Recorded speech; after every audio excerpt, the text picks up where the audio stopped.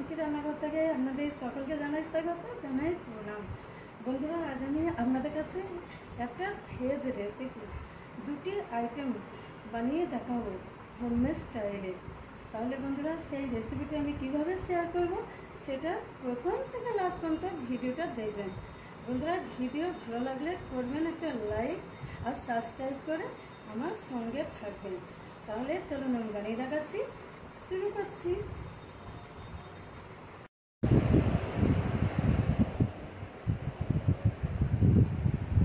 বন্ধুরা, এবারে সমস্ত সবজি আমি কেটে নেব। 50 গ্রাম সয়াবিনে আমি 2 পিস আলু দেবো, আলুগুলো টুকরো করে কেটে নেব। বন্ধুরা, এবার আমি টকের সবজিগুলো কেটে নেব। দেখেন, আমি প্রথমে কুমড়োটা কেটে নেব। এবার এটা বেশ করে এটা ছিলে নিতে হবে এবং হবে একটু ছিলে নেব। খোলাগুলো একটু শক্ত আছে।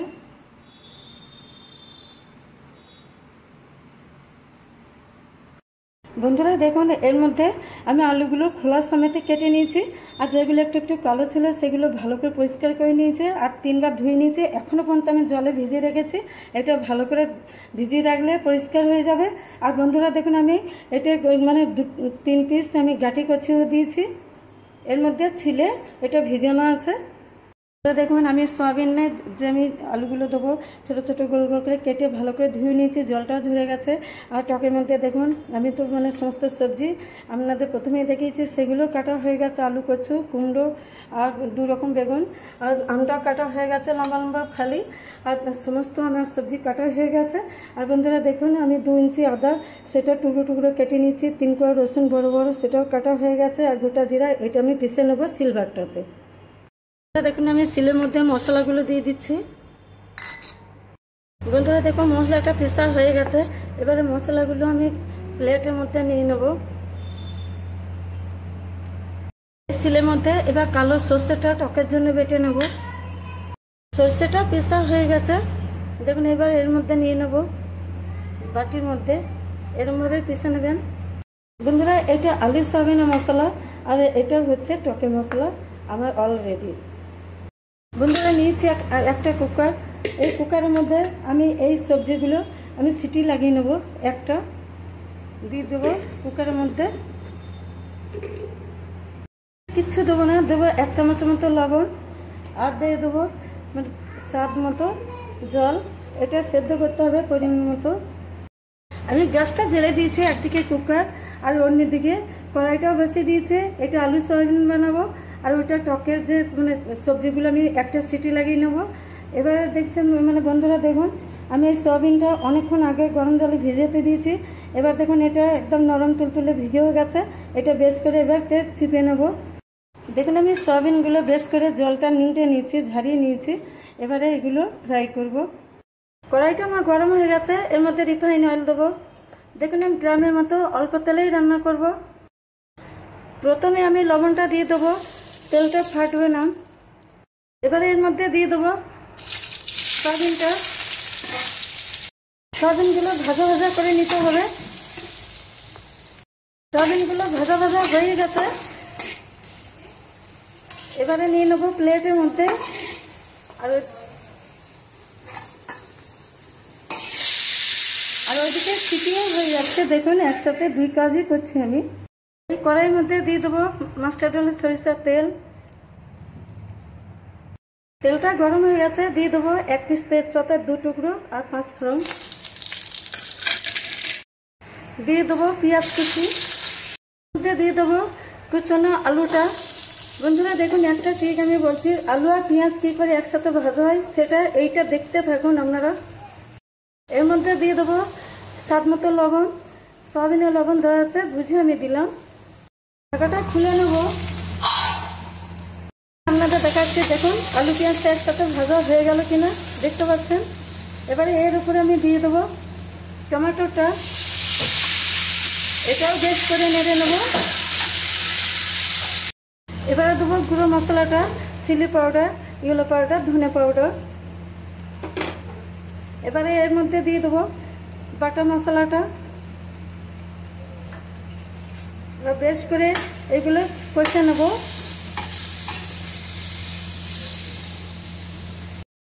দেখুন এটা কষানো হয়ে গেছে, টমেটোটা গলেও গেছে। এবার এর মধ্যে দিয়ে দেবো সয়াবিনটা, এটা দিয়ে বেশ করে কষে নেব।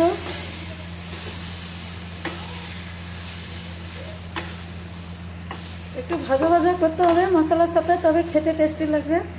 এটা বাটা মশলা আছে, সেই হয়তো এটা জলের প্রয়োজন হয়নি, আর শুধু গুঁড়ো মশলা দিয়ে করলেন। আপনার উপরে এক চামচ জল দেবেন।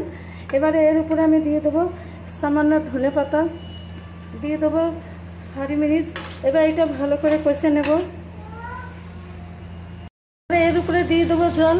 বন্ধুরা দেখুন এরকমভাবেই রান্না করবেন।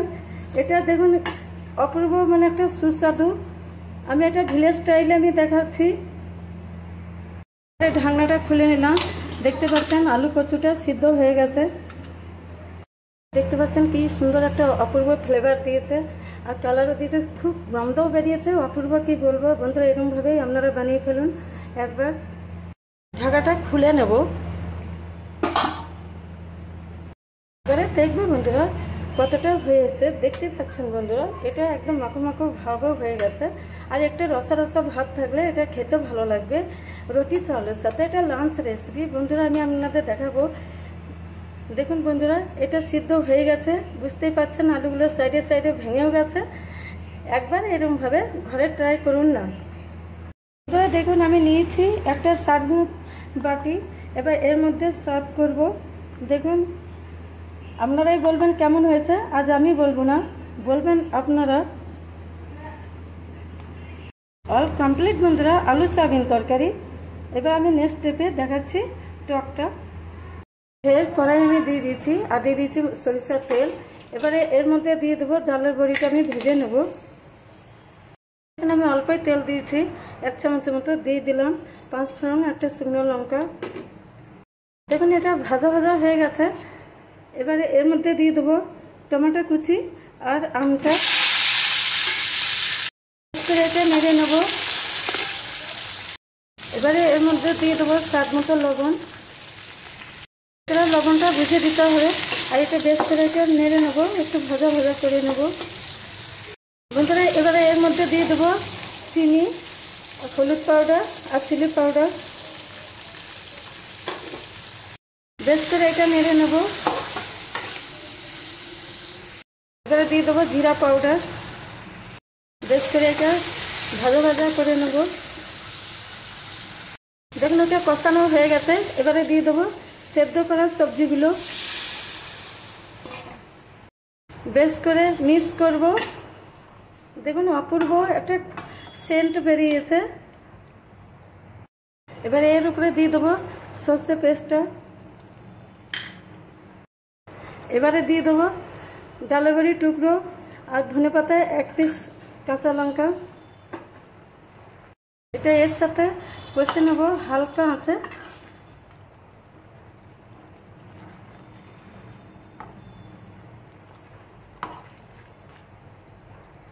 বন্ধুরা এর মধ্যে তেঁতুল, পাকা তেঁতুল আমি ভিজাতে দিয়েছিলাম, এই জলটা আমি দিয়ে দেবো এর মধ্যে।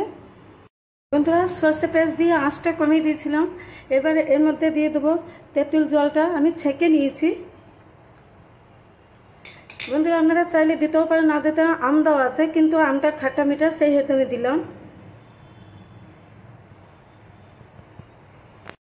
এবারে এটা বেশ করে মিক্স করব। দেখুন বন্ধুরা এই রেসিপিটা কেমন লাগলো আপনারা কমেন্টের মাধ্যমে জানাবেন। এটা একদম অপূর্ব রেসিপি, এটা মা ঠাকুমারা সবাই এরকমভাবেই রান্না করে থাকেন।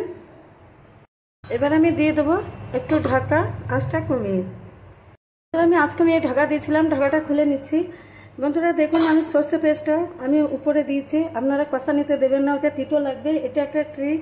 বন্ধুরা দেখুন এরকমভাবে রান্না করবেন, তাহলে দেখবেন খেতে খুবই সুস্বাদু হবে, খুবই ভেরি টেস্টি ফুড। দেখুন এটা মাখো মাখো ভাবও হয়ে গেছে, বুঝতেই পারছেন। দেখুন সর্ষেটা কাটে নি, এরকমভাবে আপনারা প্লিজ ট্রাই। কমপ্লিট বন্ধুরা আমার টকটা অল রেডি, আমি গ্যাসটা বন্ধ করে দিলাম। এবার সার্ভিং প্লেটে নিয়ে নেব। এটা নিয়েছি সার্ভিং বাটি, এবার এর মধ্যে নিয়ে নেব। দেখতে পাচ্ছেন একদম চটপটা এটা একদম ভোজ বাড়ির মতো হয়েছে, অনুষ্ঠান বাড়ির মতো, একদম নিরামিষ টক। নিচে একটা কলাপাতা প্লেট, এর মধ্যে দিয়ে দেবো 1 বাটি ভাত।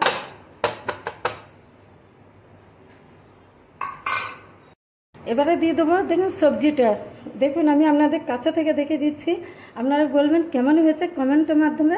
এবার ভাতের পাশে আমি দিয়ে দিচ্ছি। এবারে দিয়ে দেবো টকটা। এর মধ্যে লেবু দরকার নেই, এর মধ্যে টক আছে, সেই হেতু আমি লেবু দিলাম না। আপনারা চাইলে ঘি লেবু নিতেই পারেন। আর বন্ধুরা দেখুন, আমি সবজিটা দেখে দিচ্ছি, একদম মানে দেখতেই পাচ্ছেন একদম রসা রসা ভাব। আর টকটাও দেখুন একদম জমে গেছে, একদম মানে চটপটা হয়ে গেছে। আপনারা ভাত কিংবা রুটির সাথে যে কোনো লাঞ্চের মধ্যে নিতে পারেন, ডিনারের মধ্যে। অল রেডি, অল কমপ্লিট বন্ধুরা। দেখুন এই রেসিপি কেমন লাগলো দেখুন। এটা মানে ভিলেজ স্টাইলে আমি দেখালাম, কিন্তু কিছুটা আমি দেখাতে পারিনি। মাটির হাঁড়িতে অনেকে রান্না করেন, সেটা আমার পক্ষে সম্ভব নয় এখানে। কিন্তু গ্যাসের মধ্যে আমি হ্যাঁ, গ্যাসের মধ্যেও করা যায়, কিন্তু আমার অত সরঞ্জাম নেই। তাই বন্ধুরা এই রেসিপি আমি কিছুটা অন্তত আমি দেখালাম। প্লিজ একবার ট্রাই আর করবেন কমেন্ট। অল কমপ্লিট, আমি যে প্রসেসে বানিয়ে দেখালাম বন্ধুরা, ঘরে একবার চটপট ট্রাই করুন না। এটা ডেলিকাস রেসিপি, দেখুন খুবই ভালো লাগবে। আমেজিং বন্ধুরা, ভালো থাকবেন, সুস্থ থাকবেন। আমি তো খেয়ে মানে বারবার আমি আপনাদের বলছি একবার ট্রাই করুন। Thank you, tata.